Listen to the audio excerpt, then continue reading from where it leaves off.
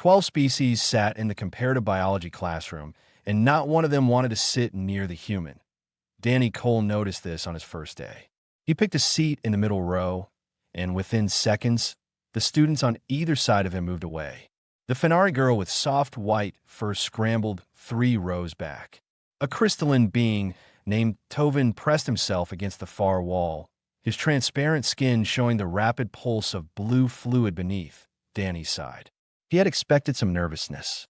Humans were new to the galaxy, and the rumors about Earth were not kind. But he had hoped a science academy would be different. Professor Yelena entered the room. She was Silthine, with 6 limbs and scales that shifted from green to yellow, depending on her mood. Right now, they were pale white. Fear. Class, she said, her voice slightly shaky. Today we welcome our first human exchange student. Please make him feel welcome. Nobody moved. Danny raised his hand and gave a small wave. I am Danny. I promise I don't bite. Nervous laughter rippled through the room. A few students relaxed slightly.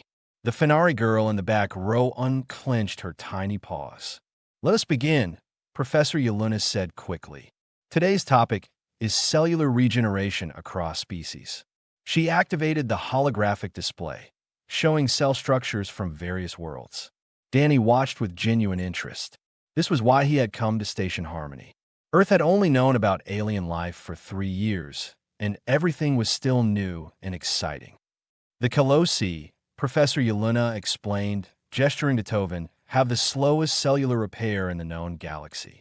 A minor wound can take months to heal, if it heals at all. Danny blinked. Months? For minor wound. The Fenari heal faster, the professor continued, but even they require several weeks for basic tissue repair. The white-furred girl nodded. Her name was Rila, according to the class list Danny had memorized. Humans, Professor Yelena said, her scales flickering, have been classified as unusually robust. Perhaps our exchange student can share his experience. Every I turned to Danny, he shrugged. Well, humans heal pretty fast, I guess. When I was a kid, I used to get scrapes and cuts all the time. They usually closed up in a few days. Silence. Days. Tovin whispered, his crystalline face somehow showing shock. Yeah, Danny said. Sometimes faster for small stuff. Paper cuts are gone in like a day or 2. Rila made a small squeaking sound. Professor Yelena's scales had turned completely white. You experienced multiple wounds as a child and survived. Danny laughed. I mean, every human kid falls down sometimes. Skinned knees, bumped heads. Normal stuff.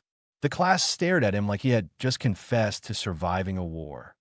Before anyone could respond, Professor Yelena directed them to the lab tables for hands-on work. Danny was paired with Rila, who approached him like she was approaching a sleeping predator. I will not hurt you, Danny said gently. I promise. Rila nodded quickly, her long ears flat against her head. I know. Humans do not eat Fenari. I read the diplomatic files. Danny decided not to mention that he had eaten rabbit stew as a child. Some things were better left unsaid. They worked together on the specimen samples, and slowly, Rila began to relax. She asked questions about Earth, and Danny answered honestly. Yes, Earth had large predators. Yes, the weather could be extreme. Yes, humans had survived it all. How? Rila asked quietly. Danny thought about it. We adapted, I guess. Humans are good at that. Near the end of class, Danny reached for a specimen container on the high shelf. His hand slipped, and the glass shattered against the table edge. He felt the sharp sting immediately. Oops, he said, looking at his palm. A deep cut ran across the base of his thumb, and blood was already welling up. That's going to need a bandage. He looked up to ask for the first aid kit. The classroom had gone silent. Rila was frozen, her eyes wide and fixed on his hand. Tovin was backing away, the blue fluid in his body pulsing wildly. Professor Yelena had dropped her data pad. Blood dripped onto the white laboratory table. It's just a cut, Danny said. Does anyone have a... Tovin screamed. The sound was high and sharp like breaking crystal. He pointed at Danny's hand with a trembling limb. He's bleeding, Tovin shouted. The human is bleeding. Chaos erupted. Students scrambled for the doors. Someone hit the emergency alarm. Professor Yelena was shouting commands, her scales now bright red with panic. Danny stood in the middle of it all, blood dripping from his hand, completely confused. "It's just a cut," he said again, but nobody was listening. Medical drones burst through the ceiling vents. A containment field shimmered around the laboratory. Armed security appeared at the doors. Rilla was the only one who hadn't moved. She stood 3 feet away, trembling, but she hadn't run. "You're bleeding," she whispered. "You're really bleeding. Aren't you going to die?" Danny looked at his hand, then back at her. "From this." He almost laughed. "No, this is nothing. Maybe 4 stitches. I'll be fine by next week." Rilla stared at him. The medical drones surrounded Danny, scanning him frantically. One of them announced that he had lost approximately 15 milliliters of blood. The room gasped. Danny had no idea why that was a big deal. He lost more than that from a nosebleed. But looking at the terror on every alien face around him, he was starting to realize that everything he knew about injury and survival was very, very different from what the rest of the galaxy understood. And his small cut had just become an interstellar incident. Blood was the color of terror across most of the galaxy. Tovin had never seen so much of it from a living being. Through his crystalline eyes, he could watch the red fluid pumping through Danny's severed vessels. He could see the human's heart pushing more blood toward the wound with every beat. And the human was just standing there, looking annoyed. "Someone please get me a bandage," Danny said for the 3rd time. "Or a cloth. Anything." The medical drones circled him like worried insects. Their scanners beeped constantly, recording data that would later stun the Academy's medical staff. Professor Yelena finally recovered enough to speak. "Mr. Cole, please remain still. Help is coming." "Help?" Danny looked at his hand. The bleeding had already slowed. "It's really not that bad." Rilla watched from her spot near the lab table. Her heart was beating so fast she could feel it in her throat. Every instinct told her to run. The smell of blood meant predators. It meant death, but the human had said he would be fine. And somehow, despite everything, she believed him. "How are you still standing?" she whispered. Danny turned to her, surprised she was still there. "Because it's just a cut. I've had worse." Worse. Someone in the back of the room fainted. The medical team arrived 30 seconds later. They were Drithani, tall insectoid beings with 4 arms and compound eyes that could see in multiple spectrums. They moved with practiced efficiency until they saw Danny. Then they stopped. "The human," one of them said. "It's really bleeding." "Yes," Danny said slowly. "That's what happens when you cut yourself." The lead medic approached cautiously. She scanned the wound, and her antennae went rigid. "The bleeding is stopping," she announced. "On its own." "Yeah," Danny said. "Umans kolot." Our blood thickens to seal wounds. It's automatic. The medical team exchanged looks. "That's impossible," the lead medic said. "Is it?" Danny held up his hand. The blood flow had reduced to a slow ooze. "Look, can we just clean this and wrap it up? I don't want to miss the rest of class." Professor Yelena made a strangled sound. They transported Danny to the medical bay despite his protests. Rilla followed without really knowing why. She stayed outside the treatment room, pressing her small body against the wall, waiting. Inside, the Drithani doctors worked on Danny's hand. They cleaned the wound, applied advanced healing gel, and sealed it with synthetic skin. The whole process took 10 minutes. "You will need to rest for several days," the lead medic said. "Avoid any activity. We will monitor you closely." Danny flexed his hand. It barely hurt anymore. "Several days? For this?" "I was back at work the day after I broke my finger." The medic's antennae drooped. "You broke your finger?" "Yeah, twice on the same hand. Actually, construction work." Danny showed her the slight bump on his middle finger where it had healed crooked the first time. "See?" The medic sat down heavily. Another doctor pulled up Danny's Earth medical records. They'd been transferred when he enrolled at the academy. "This cannot be accurate," she said. The screen showed a list of injuries from Danny's 23 years of life. Broken arm at age 8. Second-degree burn at 15. Deep laceration from a welding accident at 19. Multiple sprains, strains, and minor fractures, all healed. All without permanent damage. That's pretty normal for someone who worked construction. Danny said. My buddy Hank has way more injuries than me. The doctors stared at him. How is your species not extinct? One of them finally asked. Danny laughed. We're pretty good at surviving. Earth isn't easy, but we manage. The door opened, and a tall Drithani in formal robes entered. This was Administrator Vorik, the official who managed the exchange program. His compound eyes scanned Danny with obvious concern. Mr. Cole, he said, I have received 17 emergency reports about your injury. 3 students have been treated for shock. Professor Yelena has requested medical leave. Danny winced. I am sorry. I really didn't mean to scare everyone. You did not intend to bleed. Vorik asked. I didn't intend to break the container. Danny sighed. On Earth, this wouldn't even be a big deal. I would have just wrapped it up and kept working. Vorik was quiet for a long moment. Mr. Cole, I am beginning to understand why humans were classified as a Death World species.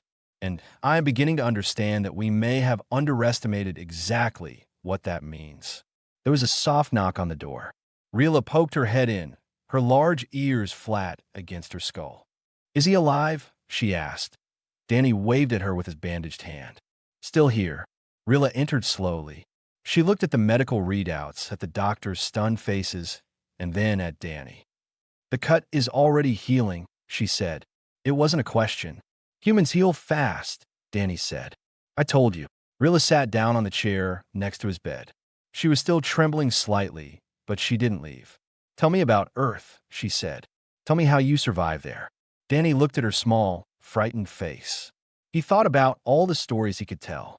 The storms, the predators, the diseases, the wars, but instead he smiled.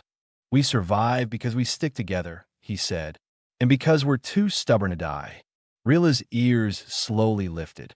I think, she said quietly, I would like to learn more about humans. Danny grinned. Then pull up a chair. I have a lot of stories. Outside the medical bay, rumors were already spreading through the academy. The human had bled. The human had survived. And that was only the beginning. The medical files sat open on every screen in the treatment room, and nobody could stop reading them. Dr. Vesa, the senior Drithani physician, had spent 40 years treating patients from across the galaxy. She had seen wounds that would make most beings sick. She had watched species die from injuries that seemed minor, but she had never seen anything like the human's records. Fell from a tree at age 7, she read aloud. Broken collarbone. Full recovery in 6 weeks. Her assistant made a clicking sound of disbelief. Hit by a ground vehicle at age 12, Dr. Vesa continued. Fractured pelvis. Full recovery in 4 months. Impossible, her assistant said, and yet he is sitting right there. Dr. Vesa pointed at Danny, who was eating a snack from the medical bay's food dispenser like nothing had happened. Danny looked up. What? Mr. Cole, Dr. Vesa said carefully, your records indicate you have been injured 37 times in your life. Seriously injured. Sound about right. Danny shrugged. I was a clumsy kid, and construction work is rough. And you survived all of them. Obviously. Danny smiled. I'm here, aren't I? Dr. Vesa sat down. Her legs no longer felt steady. On most worlds, she said slowly, even one of these injuries would be fatal, or permanently disabling. You have experienced enough trauma to kill an entire Fenari village. Danny stopped chewing. Wait, really? Really? He looked at his hands. Old scars crisscrossed his fingers and palms. Burns from hot metal. Cuts from sharp edges. A thick line on his forearm from the welding accident. I never thought about it that way, he said quietly. Rila had been sitting in the corner, listening. Now she spoke up. Danny, can you tell us about that scar? The one on your arm? Danny glanced at it. The memory was still clear, even after 4 years.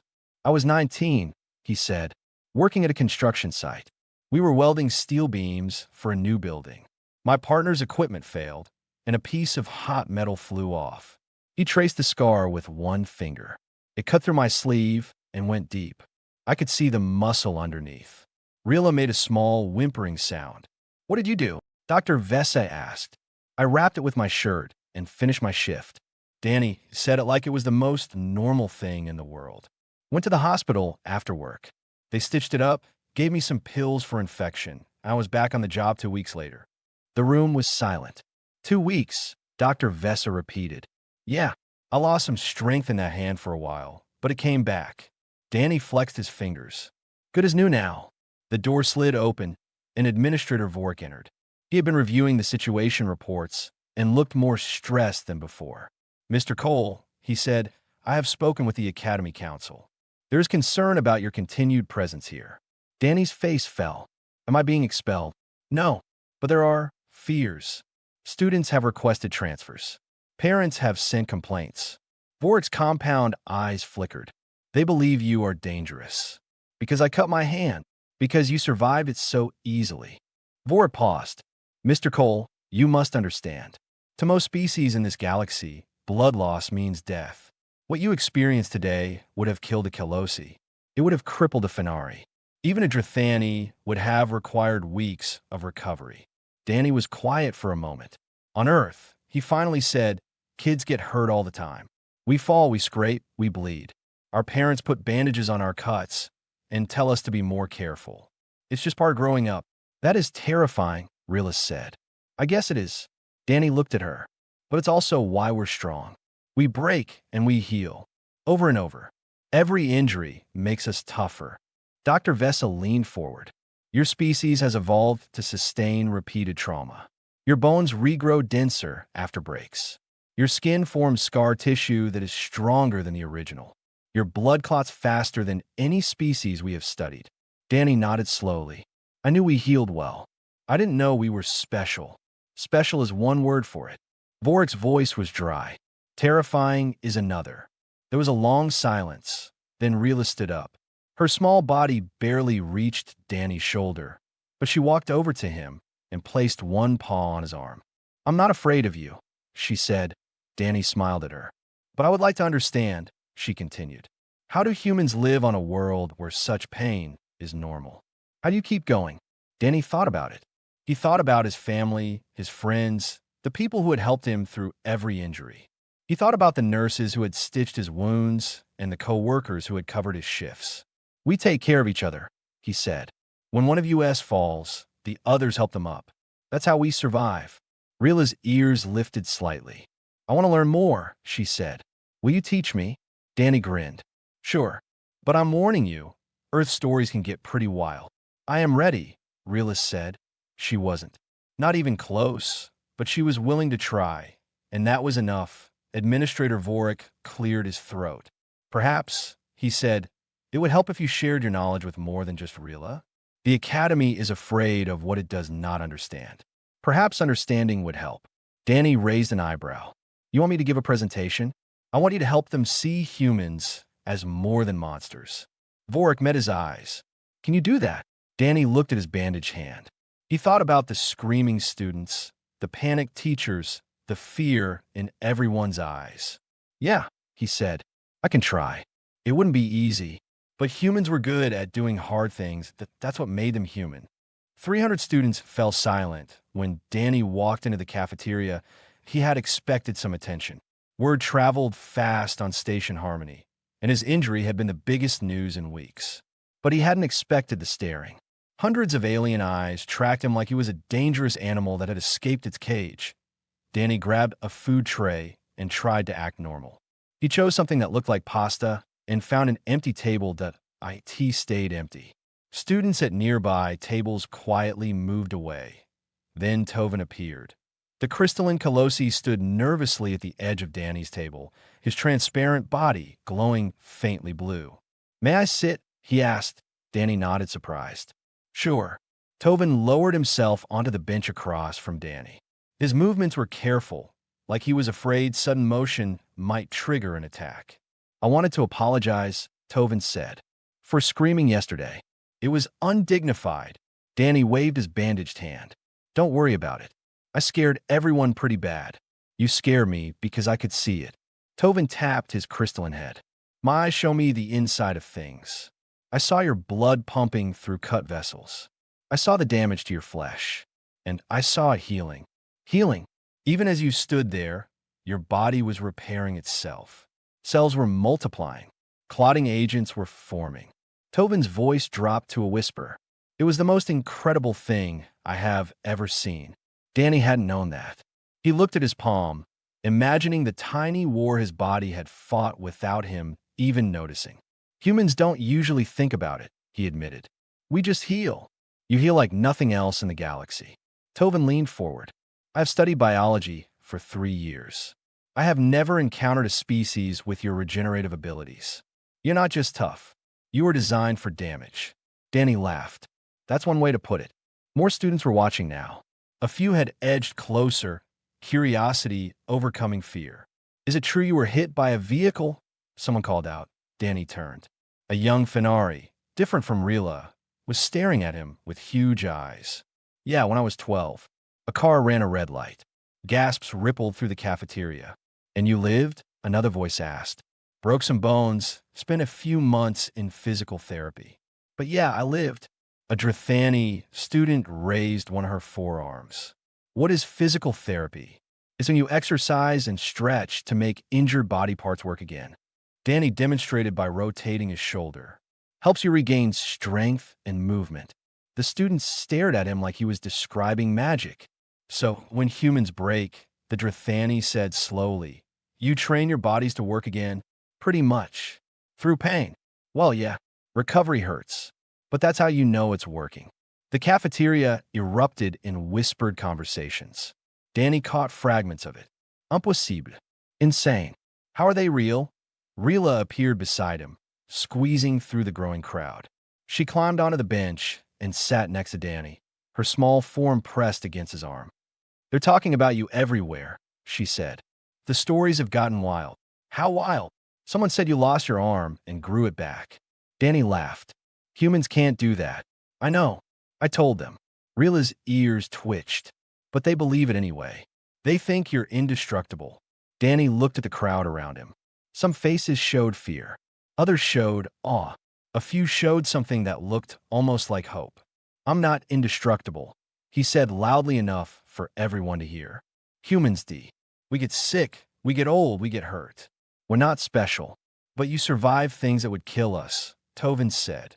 Danny nodded slowly. Sometimes. Not always. What kills a human? Someone asked. Danny thought about it. Lots of things. Diseases. Accidents. Violence. He paused. But we fight. We fight to live until we can't anymore. And even then, we make sure someone else keeps going. The cafeteria was completely silent now. My grandfather was a soldier, Danny continued. He was shot 3 times in a war. He survived all of them, lived to be 90 years old. Danny smiled at the memory. He used to say that humans aren't the strongest or the fastest. We're just the most stubborn. A small laugh spread through the crowd. It was nervous, but it was real. Maybe that's what makes humans scary, Danny said. Not that we're tough, but that we don't give up. No matter how bad things get, we keep trying. Rilla looked up at him. Is that why you're not afraid of us? Danny blinked. Why would I be afraid of you? We're aliens. Different species. Most beings find that frightening. Danny shrugged. On Earth, humans have thousands of different cultures, languages, and appearances. We learned a long time ago that different doesn't mean dangerous. He looked around at the gathered students. You're all just people to me. Strange people with weird abilities and too many limbs, maybe, but still people. Tovin made a sound that might have been a laugh. I think, he said, I am beginning to understand why humans have spread so far so quickly. You do not see the galaxy as a dangerous place. You see it as a place to explore. Danny grinned. That's exactly it. The crowd was beginning to disperse. Some students waved at Danny as they left. Others nodded respectfully. The fear was still there, but it was fading. Rilla tugged at Danny's sleeve. Professor Yelena sent a message, she said. She wants you to give a presentation about human biology to the whole academy. Danny's smile faded. The whole academy, everyone. Rilla's eyes sparkled. I told her you would be wonderful. Danny looked at his bandaged hand, then at the faces around him. I guess I have a lot of explaining to do, he said. Rilla patted his arm. I will help you practice. Danny sighed. Thanks. I'm going to need it.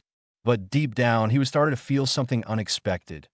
Maybe, just maybe, he could actually make a difference here. Maybe he could show them that humans weren't monsters, they were just survivors, and there was nothing wrong with that.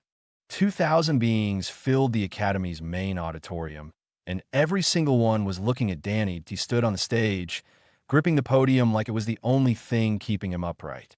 His bandaged hand had mostly healed, the synthetic skin now barely visible. But his nerves were worse than any wound. "You can do this," Rilo whispered from her seat in the front row. Danny took a deep breath and activated the holographic display behind him. "Hello," he said, his voice cracking slightly. "I'm Nicole. I'm human, and I'm here to explain why that's not as scary as you think." Nobody laughed. The audience watched him with wide, unblinking eyes. Danny cleared his throat and continued. "3 days ago, I cut my hand in biology class. I've been told this was the most traumatic event most of you have ever witnessed." He paused. "For me, it was a Tuesday." A nervous murmur rippled through the crowd. "Humans evolved on Earth," Danny said, advancing his display to show images of his homeworld. "Earth is what the galaxy calls a death world. Category 10. The images showed volcanoes, hurricanes, and predators, deserts and frozen wastelands, earthquakes and floods. Everything on Earth is trying to kill you," Danny said. "The weather, the animals, even some of the plants. Humans survive by being harder to kill than everything else." He showed images of human evolution. Early hunters chasing prey across savannas. Tribes facing down massive predators with nothing but spears. "We developed something called persistence hunting," Danny explained. "Humans can't run fast, but we can run forever." Our ancestors would chase animals for hours, sometimes days, until the prey collapsed from exhaustion. The audience shifted uncomfortably. "We also have forward-facing eyes," Danny continued, "like predators, because we are predators." Several Fenari in the audience made small sounds of distress. "But here's the thing," Danny said, changing the image. "Being a predator doesn't make us evil. It makes us protectors." The new image showed a human doctor treating a wounded alien. It was one of the first photographs from after first contact. Humans don't just hunt. We also care for our sick. We protect our weak. We build hospitals and schools and communities. Danny's voice grew stronger. "We take the same instincts that made us hunters and use them to help others." He showed more images. Humans rescuing flood victims. Humans treating injured animals. Humans donating blood to save strangers. "This is blood donation," Danny said. "Humans voluntarily let doctors drain blood from their bodies so it can be given to people who need it." The auditorium was completely silent. "We do this because our blood can save lives. We do this because helping others is part of who we are." Tovin raised a crystalline hand. "But why would you give away part of yourselves?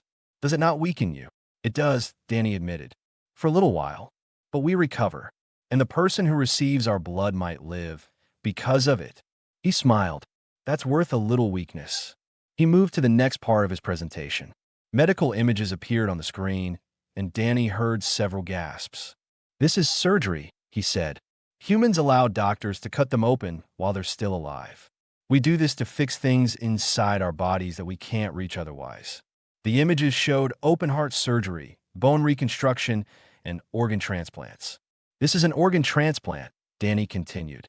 "Sometimes a human's heart or liver stops working. So we take a healthy one from someone who has died and put it in the living person." A Drithani in the middle rows fainted. "I know this sounds brutal," Danny said, "but it saves lives. Millions of humans are alive today because someone else's death gave them a second chance." He paused, letting the audience absorb this information. "Humans are tough because we had to be, but we're also kind because we chose to be. We could have used our strength to dominate others. Instead, we use it to protect them." He changed the image again. This time, it showed a human firefighter carrying a child from a burning building. "Humans run into danger to save others," Danny said. "Not because we're immune to fire or falls or pain, but because we care more about the person we're saving than we care about ourselves." Rilla was crying. Small tears ran down her furry face. "On Earth," Danny said softly, "we have a saying, greater love has no one than this, to lay down one's life for one's friends." The auditorium was absolutely still. Humans will die to protect the people they love. We will endure any pain, any injury, any suffering if it means someone we care about survives. Danny looked directly at Rila. That's not scary. That's beautiful. He stepped away from the podium. I'm not asking you to stop being afraid of humans. Fear is natural when you meet something new. But I am asking you to give us a chance. Get to know us. Let us show you who we really are. He took a deep breath. We're not monsters. We're just survivors. And we'd really like to be your friends. Silence held for a long moment. Then Rila stood up and began a clap. The sound echoed in the vast space. Then Tovin joined her. Then a Drathani. Then another Fenari. Within seconds, the entire auditorium was applauding. Danny stood on the stage, overwhelmed. He had expected confusion. He had expected more fear that he hadn't expected this. Students began rising from their seats, pushing toward the stage. Not to flee, but to get closer. Questions filled the air. Voices called out asking about Earth, about humanity, about everything. Rilla reached the stage and grabbed Danny's hand. You did it, she said. Danny looked at the crowd of aliens surging toward him, curiosity finally overcoming fear. Maybe, he said, but one question remained at a young Fenari near the front raised her paw. Mr. Danny, she said, I have one more question. That scar on your shoulder. The old one. It does not look like a work accident. What happened? Danny's smile faded. He touched the scar through his shirt. That, he said quietly, is a different story.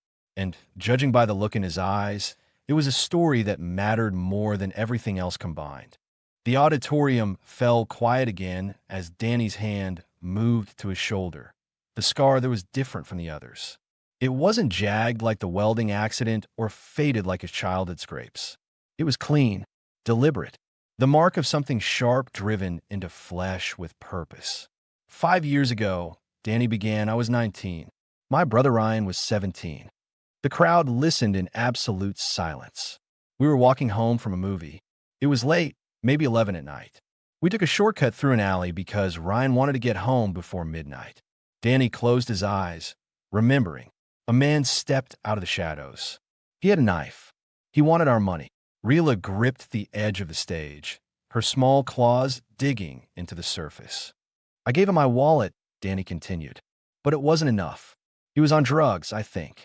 Paranoid. He started screaming that we were lying, that we had more. He raised the knife toward Ryan. Danny's voice dropped. My little brother was standing there, frozen. He was so scared he couldn't move. And this man was going to hurt him. He opened his eyes and looked at the audience. So I stepped between them. A soft gasp swept through the crowd. The knife went into my shoulder. It hit bone. I felt it scrape against something hard inside me. And I remember thinking that was wrong. Knives shouldn't make that sound. Danny touched the scar again. But I didn't fall. I grabbed the man's arm and held it. Ryan ran. He got away. Tears were flowing freely down Rila's face now. She wasn't alone. Throughout the auditorium, beings of a dozen species were crying in their own ways. The police found us a few minutes later. Someone had heard the shouting. The man was arrested. I spent 2 weeks in the hospital. Danny smiled slightly. Ryan visited me every day. He kept apologizing, kept saying it should have been him. What did you tell him? Tovin asked quietly. Danny's smile grew. I told him that's not how it works. Older brothers protect younger brothers. That's the rule. The auditorium was completely silent except for soft sounds of crying. I would do it again, Danny said, without hesitation. If someone I love is in danger, I will put myself between them and whatever is threatening them. That's not bravery. That's not being tough. That's just being human. He looked at Rila, then at Tovin, then at the thousands of faces watching him. You asked why humans survive so much. Why we heal from wounds that would kill other species. Why we keep going when everything says we should stop. Danny spread his arms. This is why. Because we have people we love. Because we have things worth fighting for. Because giving up means leaving someone behind. He stepped forward to the very edge of the stage. I don't know most of you. We've never spoken. We might never speak again. But if any of you were in danger, I would help. Not because I'm strong or special, but because that's what humans do. We protect. We care. We fight for each other. Administrator Vorik stood at the back of the auditorium, his compound eyes glistening with something that might have been tears. "This is what I want you to understand about humans," Danny said. "Yes, we're from a death world. Yes, we're tough. Yes, we can survive things that would kill you. But the reason we're like this isn't because we love violence. It's because we love each other. We evolved to protect our families, our friends, our communities. Every scar I carry is proof that I would rather suffer than let someone I care about get hurt." He smiled at Rila. "And now, I care about all of you." Rila launched herself onto the stage and wrapped her small arms around Danny's waist. He hugged her back gently, careful not to squeeze too hard. "You're my friend," she said, her voice muffled against his shirt. "My first human friend. And you're mine," Danny said. "My first alien friend." Tovin climbed onto the stage, his crystalline body shimmering. "I would be honored to be your second." Danny grinned and extended his hand. Tovin took it carefully, his cool fingers wrapping around Danny's warm ones. More students began moving toward the stage.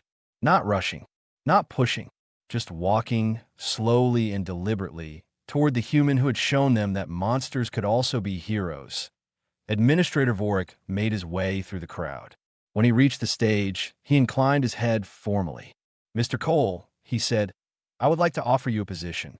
Humanity needs an ambassador at this academy, someone who can help others understand your species. I believe you have proven yourself more than capable." Danny shook his head. "I appreciate it, but no thanks. I came here to learn, not to be a diplomat." Vorik's antennae twitched. "Then what will you do?" Danny looked at the crowd of aliens surrounding him. Fenari, Colossi, Drathani, and species he didn't even have names for yet. All of them looking at him with something other than fear. "I'll just be a student," he said. "But if anyone has questions about humans, my door is always open." The line that formed stretched out of the auditorium and down the corridor. Danny spent the next 6 hours answering questions. About Earth, about humanity, about scars and healing and love and loss. That be why the end. His voice was hoarse and his legs were tired. But he was smiling. Rila walked beside him as he finally made his way back to his quarters. "Thank you," she said quietly. "For everything." Danny looked down at her. "For what?" "For showing us that being scared is okay. And that being different is okay. And that sometimes the scariest things in the galaxy are also the kindest." Danny ruffled the fur on her head gently. "Humans aren't scary," he said. "We're just misunderstood." Rila's ears lifted. "Not anymore." Danny smiled. The galaxy had feared humans. They had called Earth a death world and whispered